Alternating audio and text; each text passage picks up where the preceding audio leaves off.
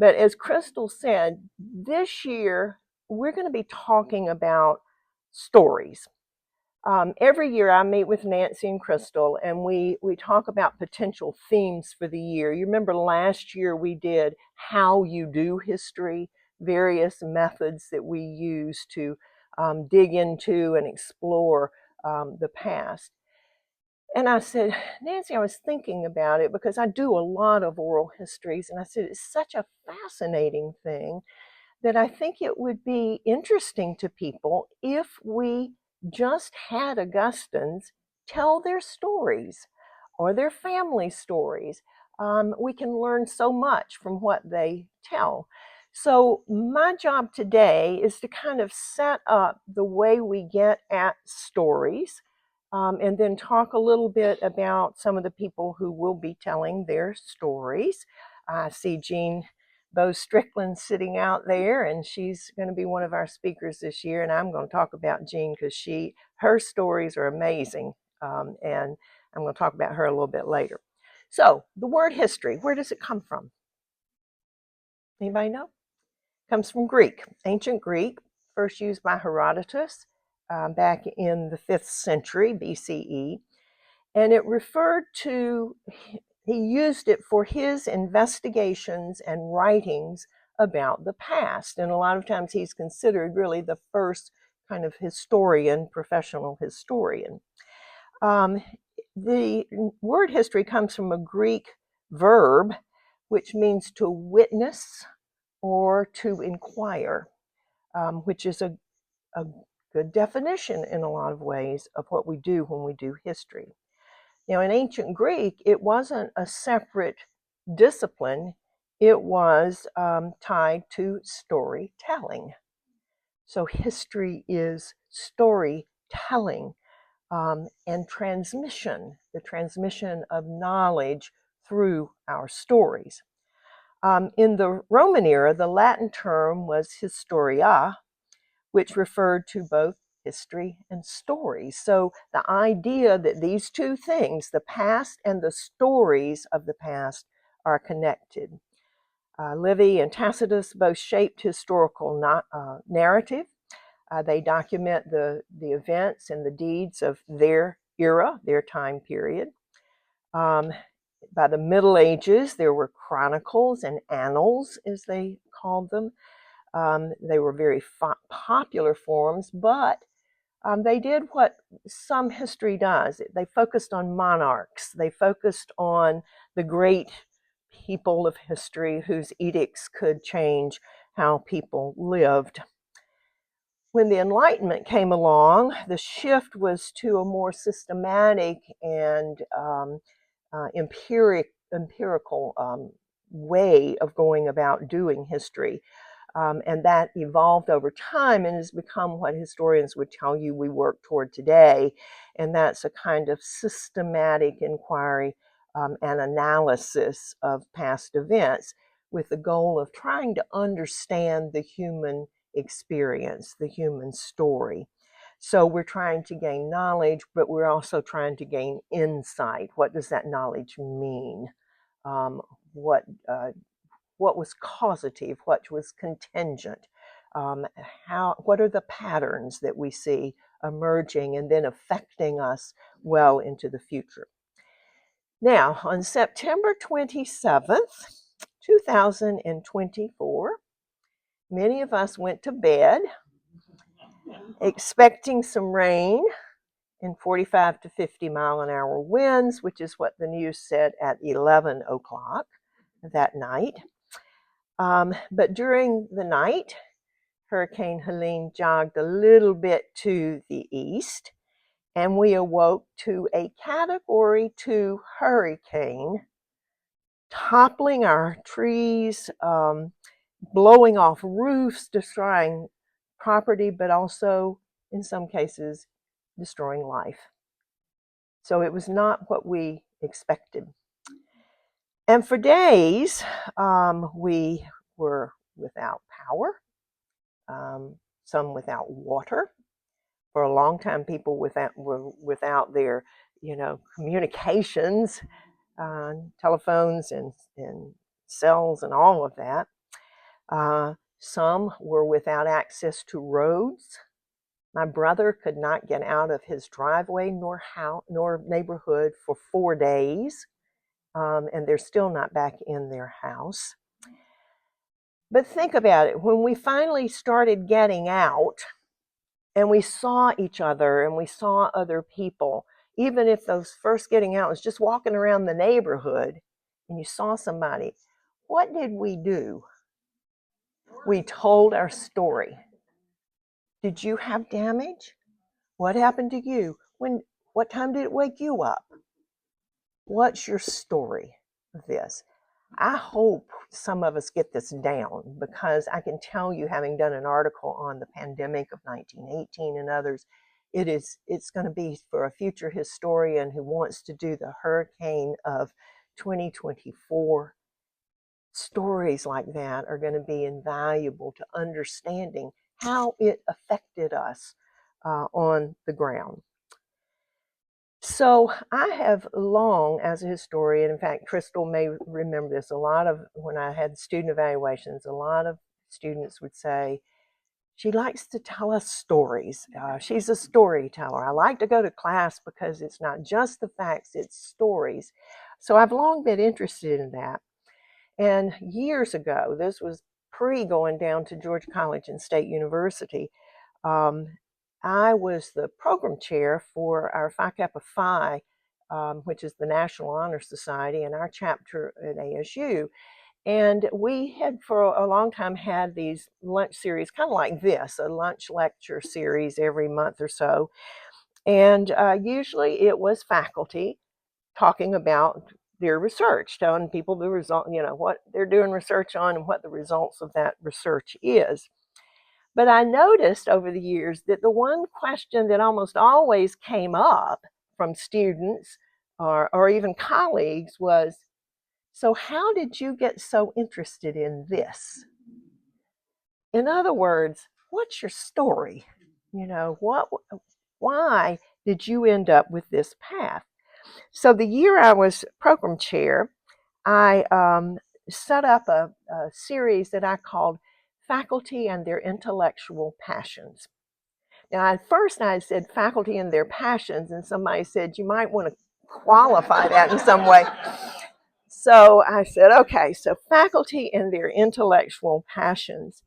And we met once a month, and we had 2 speakers from different fields, like a kinesiologist with a Faulkner expert. People coming at things from different disciplines. So people were curious. What spurred somebody to study insects, or abstract art, or rocks, or medieval England, or Indonesia, or Ghana?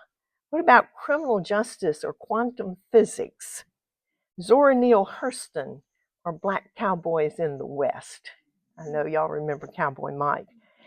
So this series turned out to be really popular. People wanted to come hear each other's stories. We learned more about each other than we had known working together, sometimes 15, 20 years, by hearing that. And I would love to hear some of your stories. How did Tom decide engineering? That's what I want to do. Or how did you decide medicine? Well, you told me last night, but anyway, we want to know about each other. Around 2002, I was serving on the board of the Georgia Association of Historians, which is a professional organization of university faculty who study any history, not just Georgia history, but Indonesian history, medieval Europe, whatever. We were discussing our final event of every conference every year, which was the luncheon meeting. And we had people who would come in and do a keynote address. We'd also had a keynote address the Friday night before the Saturday event. But we also did a little business at that meeting. We gave out an award every year for different years, different things. But people would leave because it's the last thing. I don't know how that is at a conference. Well, we got lunch. Let's go. So what could we do that might get people to stay? So I broached this idea. I said, what if we have a historian every year, somebody who's retired or nearing retirement, who would come in and talk about their path. So we named it Lives in History. And people talked about how they got involved in whatever field of history they were involved in. Um, and it worked. People stayed. They wanted to hear each other's stories. When I suggested that, I don't know if any of you remember Jamil Zinaldine, who was the head of the Georgia Humanities Council for years and years, and he was on that board, and he said, well, would you like to do it? And I said, well, I don't know whether to be flattered or insulted, because at the time, that was 20 something years ago. And I said, do you think I'm near retirement at this point? But I am flattered you think I've done enough that I would merit telling my story. So when we talked about this brown bag history last year with Nancy and Crystal, we had last year, as I said, looked at the methods that we use to study the past. And if you think about it, historians can study sweeping movements. So the Depression happens, and we can use the documents in the National Archives and in various other places to see what the facts of that were. What were the laws passed in the New Deal? What impact did they have at this kind of macro level? And so we can understand the macro picture of what happened in history. But to really understand it, it helps to know the microcosm as well. And the microcosm comes through local history, and it comes through people's stories. One of the difficulties pre-20th century about doing really good history was that the only people who wrote their stories were people who were educated, which was a tiny minority of people.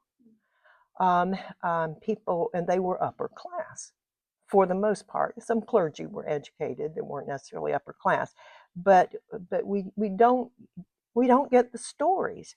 So when we run across things that are stories, it was like opening a whole new door for us to understand something.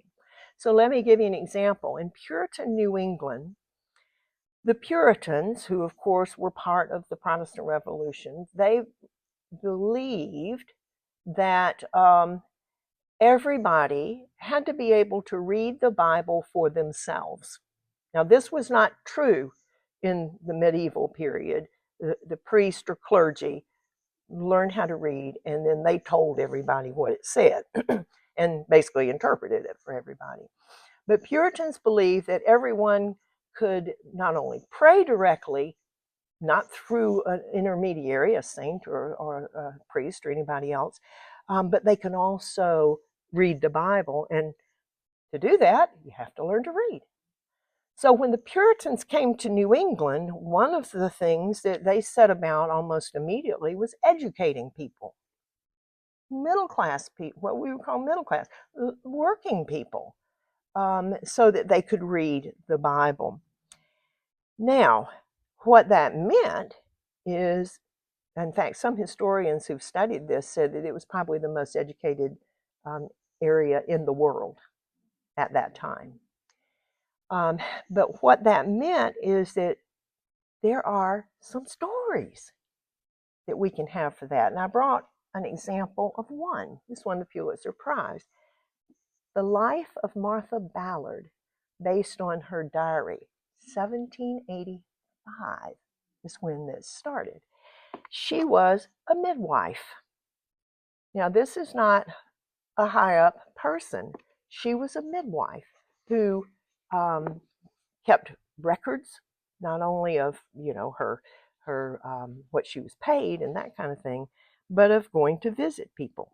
And she talked about going. She said today was cloudy. I was at Mr. Parker's and Colonel Sewall's.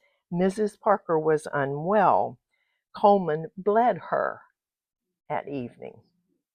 this was, physicians love this because there's a lot of insight into how they took care of people. The next day, it was rainy. I was called from Mr. Parker's at 2 hours of the morning and to Mr. Poor's. Doc Page was called before my arrival.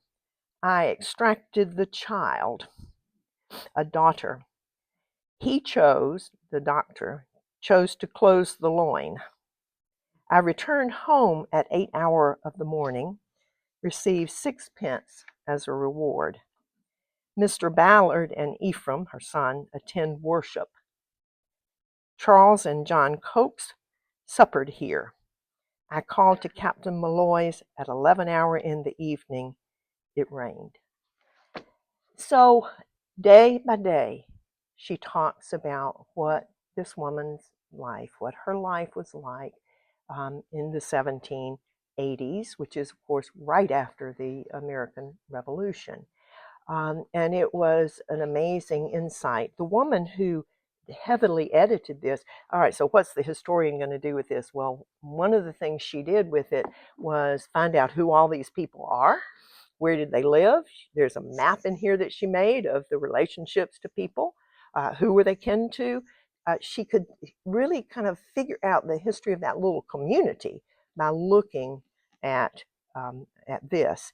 The woman who wrote this or who edited this was Laurel Thatcher Ulrich.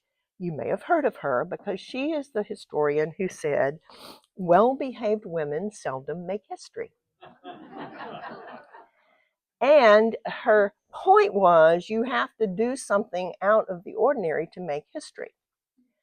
I would argue that well-behaved women rarely made the history books. And what I mean by that is we're all making history every day, whether we're well-behaved or not well-behaved. We're still all those women in New England that were seeing that New England survived and went down to the next generation. They're all making history.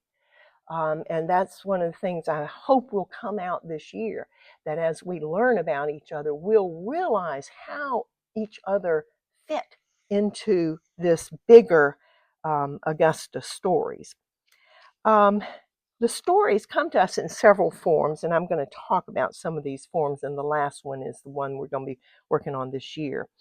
Some of it comes in writing in the form of diaries and journals, memoirs and letters, and of course at the end oral histories, and they're passed down from generation to generations. Let's talk about the writing first.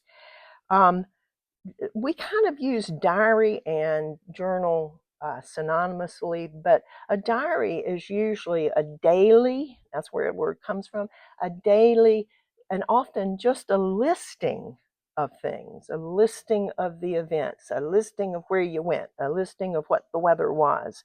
A journal can be more sporadic.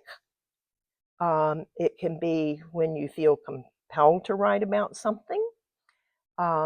It can be much more in depth about feelings and thinking and philosophy.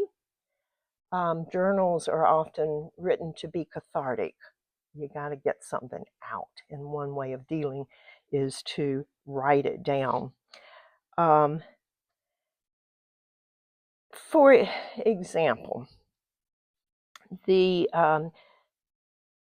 during the settling of the American West, which is one of the grand narratives of American history, isn't it? How the West was won. If you're a Native American, how the West was lost. So there is perspective on how these things happen.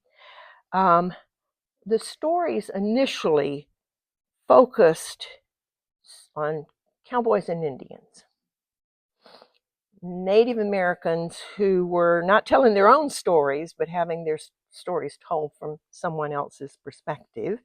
And cowboys who you would think were out there all by themselves, but there were, of course, other people with them. Every now and then, a poorly behaved woman like Annie Oakley made the list. But there's a wonderful way of getting at a deeper understanding. Um, Crystal, I don't think we use this in the class you had, but this is one of the books I used to use in my women's history class. It's called Women's Diaries of the Westward Journey. And they have gathered the writings that women moving west, often not wanting to, but moving west, left. And of course, the historian is going to read all these diaries and look for patterns. You know, what does this tell us about the bigger movement? But the stories themselves are interesting, and I want to share just one thing that just jumped out at me and jumped out at my students, because we don't hear about this part of moving to the west. June 25th, passed 7 graves, made 14 miles. June 26th, passed 8 graves. June 29th, passed 10 graves. June 30th, passed 10 graves, made 22 miles. July 1st, passed 8 graves, made 21 miles. July 2nd, one man of our company died, passed 8 graves, made 16 miles. And it goes on like this for months. And you can see it here. This is what it looks like in print. Now that's, let's see, this is Celia McMillan Adams. This was her journal. They moved from Illinois to Oregon in 1852. But the interesting thing is, if you read along a little further, and I've lost my place in it, there are other diaries, completely different wagon trains, didn't know each other, weren't in the same place, weren't even in the same years, and you see exactly the same list. You don't see it in any of the writings of the men, but the women are writing about people dying. And they write about women dying in childbirth. It's just a very, very different look at the West, and it helps us those stories help us understand. So diaries and journals. Any of you keep a journal? Anybody? Good. I've been keeping a journal since late 70s. So I've got a big box now full of journals. I vacillate back and forth whether I'm going to have them destroyed when I die, or whether I'm going to ask my descendants to put them in a special collection somewhere under a time seal. Which, by the way, is a really good option if you have a good story to tell. We got an oral history with Bill Bloodworth that is under time seal because we wanted to know about the merger and what happened. Now they say they can't find it anymore. I'm going to be furious if they've lost it. But you can use that as a way to have a story that 2 or 3 generations from now will be useful to somebody, but anybody that is alive would not know about what's going on. Both diaries and journals are written in real time. So you're writing about what's happening or what you're feeling or what's going on in the world in that time. Autobiographies and memoirs are 2 other kinds of writings, and of course they're written retrospectively. They're memories that people have. The memoirs can have a theme. You can write about a particular time or a particular event or something like that. They can have a theme. I'll give you some published examples. Like some of you may have read that she's a Georgian named Janice Ray. She wrote a book called The Ecology of a Cracker Childhood, which was about her growing up in the southwest pine barrens of Georgia. Some of you may have read Joan Didion. She wrote The Year of Magical Thinking, about the year after she lost her husband and, you know, the adjustment to widowhood. So they can tell a story. They can tell about a turning point in somebody's life where something happens and they don't think about things the way they used to, or something like that. And I want to give a couple of local examples that are pretty amazing that we have them. The first one is the memoir of an African American woman who grew up on the Hill. She was born in 1867. She wrote this memoir. Here's what she said she was writing for: to my children. She wanted her children and her descendants to kind of know about what her life was like, because she says things were different in the late 19th century, especially between whites and blacks, than they were by the time Jim Crow set in. And she wanted her children to know that there was another time. She also wrote some poems, and they're left behind as well. So I just want to read just a little bit from it. She said, I was born at Augusta, Georgia, December 16, 1867, on the south side of Wrightsboro Road near Montesano Heights. And she was born, you know where Montesano School is now? She said, during my infancy, my mother lived in the lower section of the city while I was at home on the Little Hill, by which it was called in those days, and for a long time also unincorporated. So the Little Hill was that part around Montesano, you know, when you first get up to the hill. My grandmother, Louisa Crawford Stewart, and my step-grandfather, Peter Stewart, were once slaves, also my mother and father. My mother and grandmother were owned by the Coleman Warren family. They live where the Appleby Library is. My step-grandfather was owned by the Wilkinson Bones family.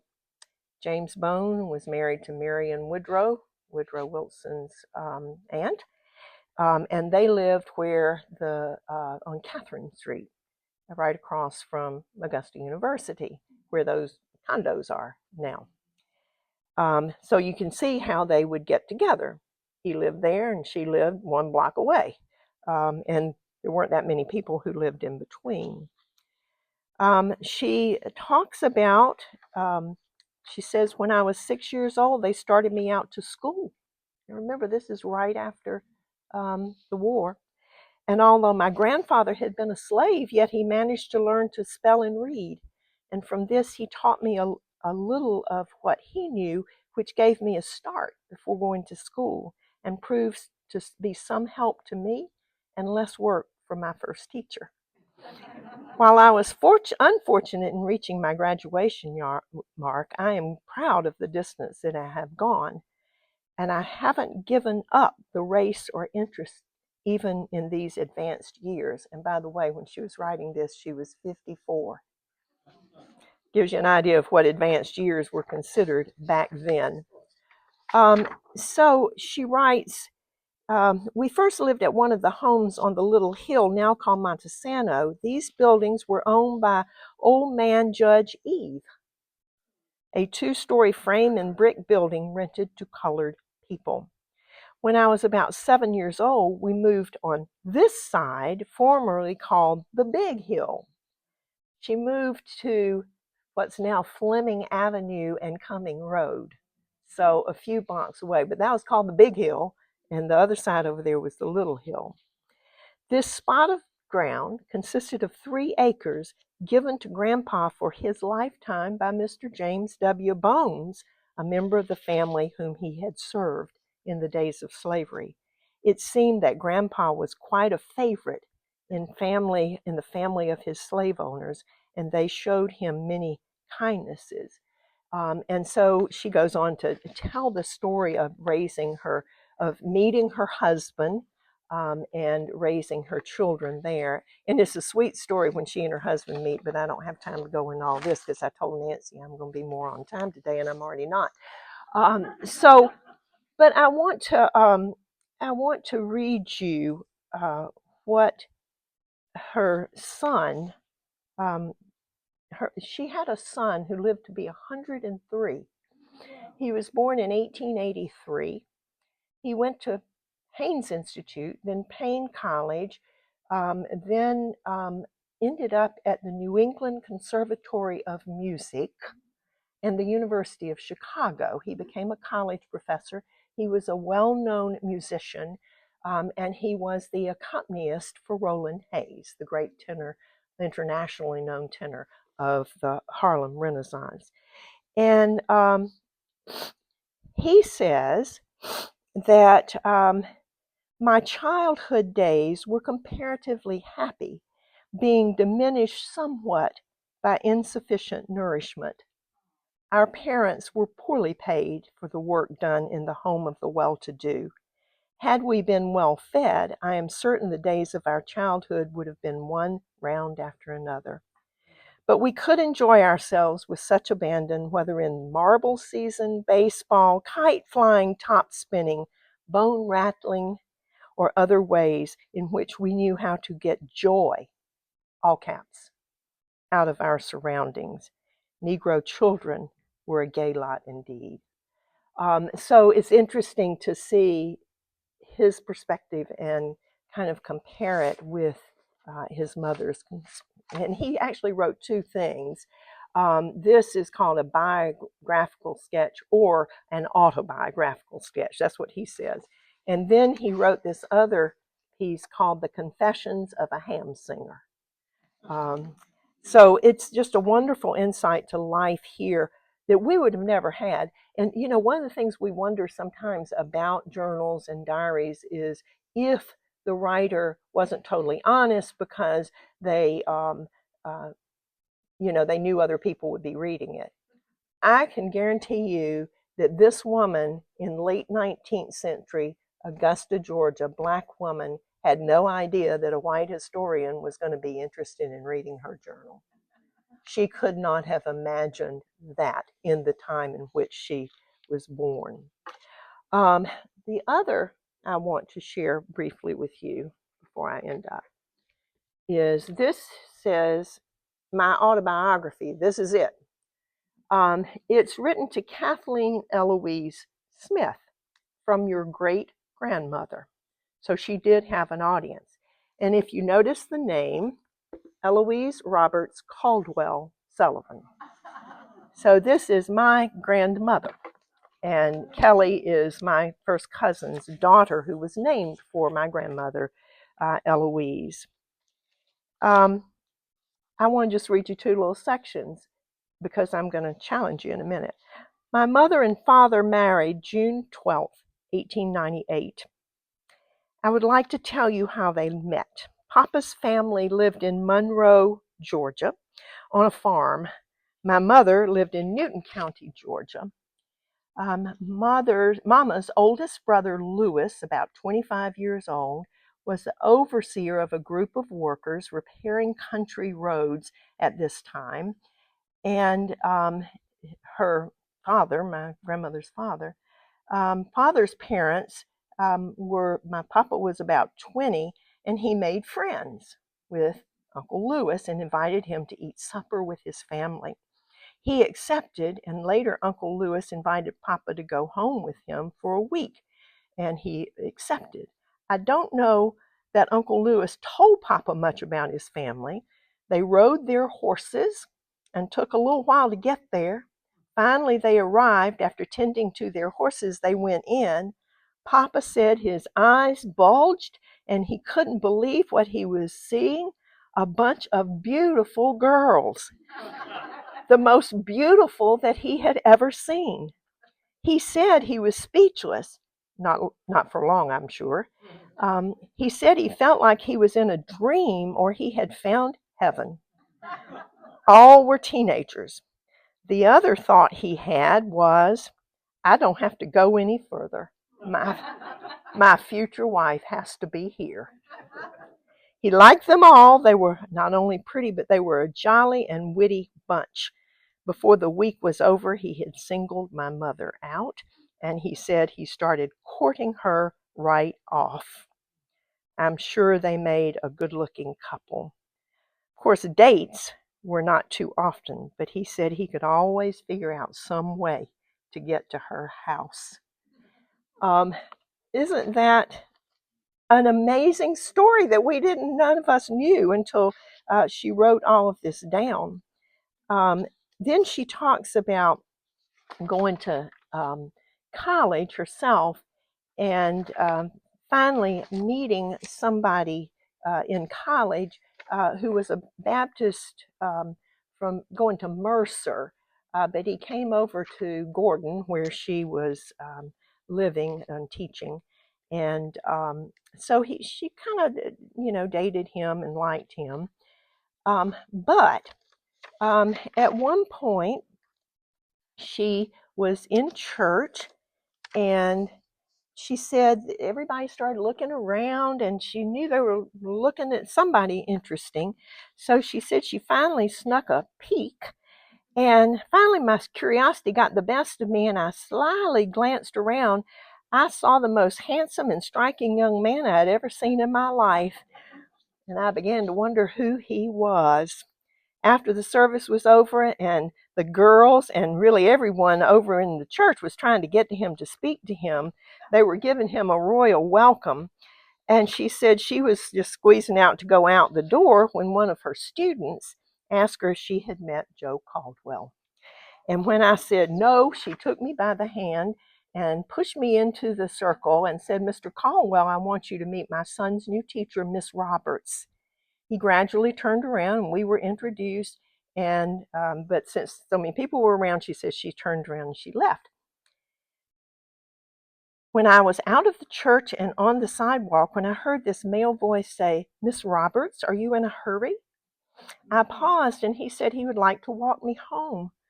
He did, and I was glad we had several blocks to walk instead of one or two. Before he left my boarding place, we sat on the porch, and I was very much impressed with his graciousness and perfect manners. I thought he certainly is a polished gentleman, far beyond the younger men of Gordon. He was 8 years older than she was. She was 20 at this time. And then she goes on to see what all she can find out about him, and she does. And she said, "I forgot I ever met that ministerial student." And he did come back to Gordon to see what had happened to me since he wasn't getting any more letters. He found out I did feel guilty that I had not informed him myself. I knew I did not handle it well. I'm reading this and I thought, my grandmother ghosted somebody. Oh, anyway, she and my grandfather got engaged and they married a year or so later on Christmas Day, which of course we don't get married much on Christmas Day anymore, but they did. All right, the final way is oral history. We talked about that last year when Mark Alberton came and talked about the oral histories that he's done, and he and I have done, I don't know, probably 50 to 100 together. We discussed the project that we did with his documentary that we both worked on called Finding Home. Um, have y'all seen this? I know some of you have seen this. It's a really interesting documentary. It's based on his grandmother. Mark grew up in Wisconsin, but his grandmother and grandfather were from here. In fact, Finn Hitchcock is one of his cousins, and Billy Morris is one of his cousins. So he had some pretty deep, as he says with his Wisconsin accent, roots in Augusta. And I've never been able to teach him better. But in the process of doing this, we did a lot of oral history interviews, and it's really the story of Augusta from about the 1930s to the 1980s, 90s period.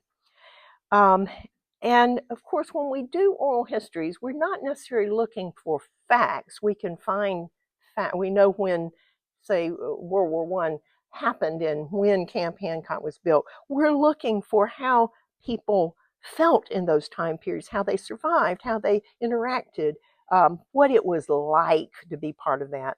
I used to get my students in some of my classes to do oral histories. The Georgia history class, I always made them do oral histories. The women's history class, I made them do oral histories with 3 generations of women in their family. And boy, was that eye-opening, especially for some of the young men. I remember one young man came in and he said, Dr. Caldwell, you're not going to believe this. My grandmother was a Rosie the Riveter. He said, I've never heard that before.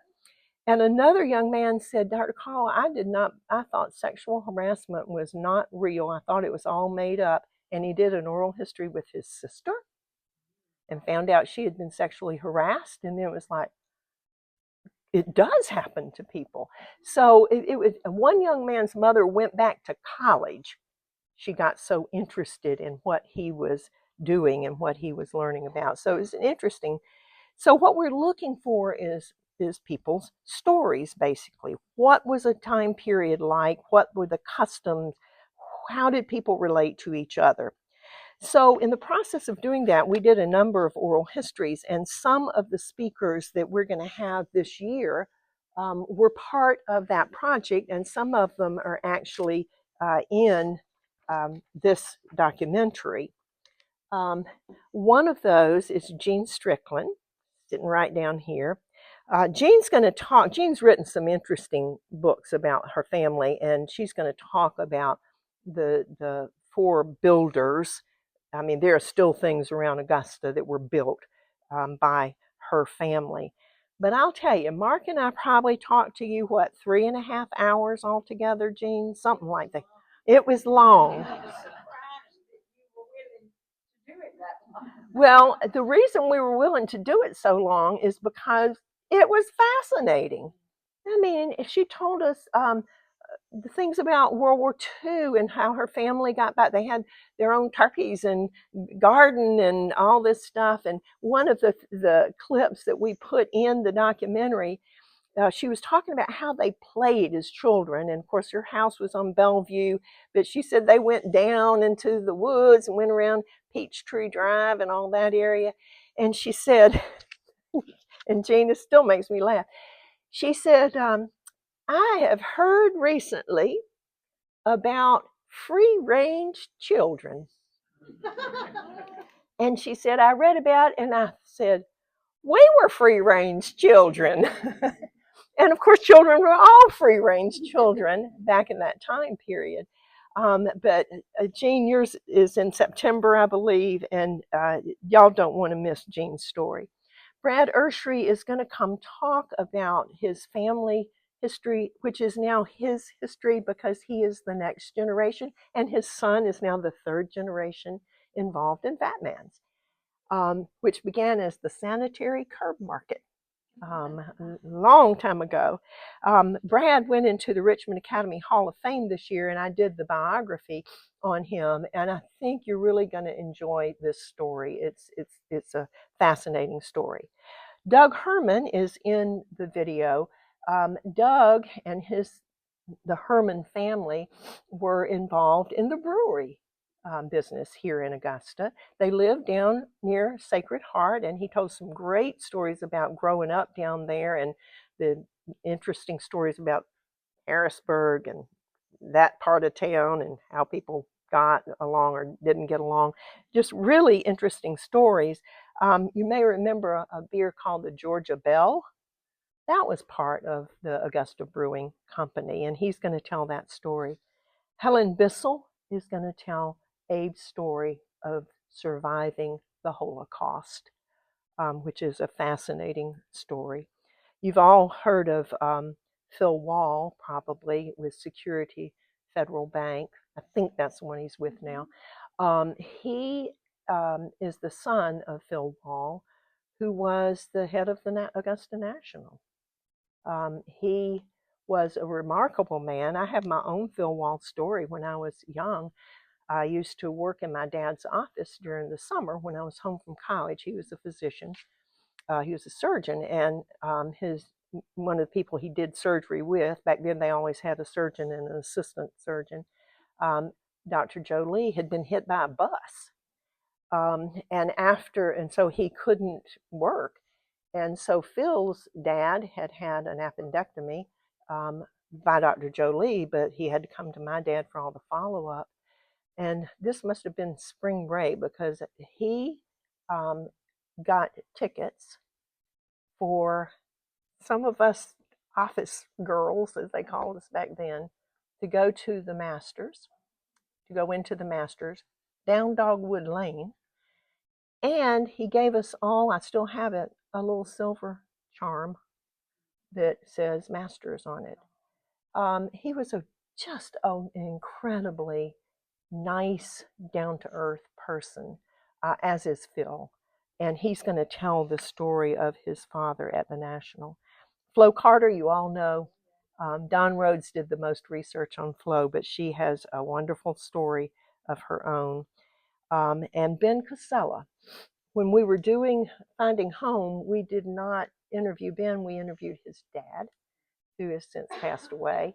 But it's an interesting story. Victor Casella was an Italian immigrant, and he started Casella Eye Center, which Ben now runs. And so it's third generation downtown. If you go into his office, there are historic pictures of Augusta all up and down the halls. So these people are going to tell us, and we're going to get them on camera so that other people can hear them. They're going to tell us interesting stories about themselves and Augusta. So you don't want to miss any of these. And of course, we'll end with Elena Wrench, who's going to talk about what they have in the museum here that help tell stories. Now, I want to challenge you all to get your story down. If you don't want to do it on camera, I mean, people set up these things and talk into them all the time. If you don't want to do it that way, start a memoir. Maybe you don't have kids, start it anyway. Other members of your family will want to know. But even if you don't have a big family, I guarantee you the me of 50 to 75 years from now is going to want to know your stories as they try to tell about Augusta in the late 20th and early 21st century. So get your story down. I'll tell you the other thing. I've decided I'm going to do this, even though I have all these journals. They're going to help me remember what I can't remember anymore. But when you do this kind of thing, you have to think about yourself. I was invited in 2023 to do the Lives in History speech. And I decided I was old enough then to do it. And of course, we're telling how we got interested in our field. I knew how I got interested in my field because history had been all around me. My great-grandparents lived until I was in my late teens. My grandmothers lived until I was in my 40s. So I had history around me, and my mother loved it. We'd drive along. She said, "Who lived in that interesting house?" It's made me curious. What I had to think about is how on earth did a young Southern girl get the idea that she could go to graduate school and get a doctorate in history? What was that about? And I really had to think back about the influences around me, like two grandmothers born in 1901 and 1903 that both had college degrees, even though they were very middle class. I mean, their families were not wealthy at all. In fact, my grandmother writes in this that her mother wanted her to go to Wesleyan, but they couldn't afford Wesleyan. So she went to Lucy Cobb Institute in what was called the State Normal Institute, to train to be a teacher. So, that, and then there were other things. I'm not going to give you my whole talk, but it would be good for you. It's really interesting to think back on the people and places and events that made you who you are. So that's my challenge to you for this year, and come hear other people's stories. Thank you very much.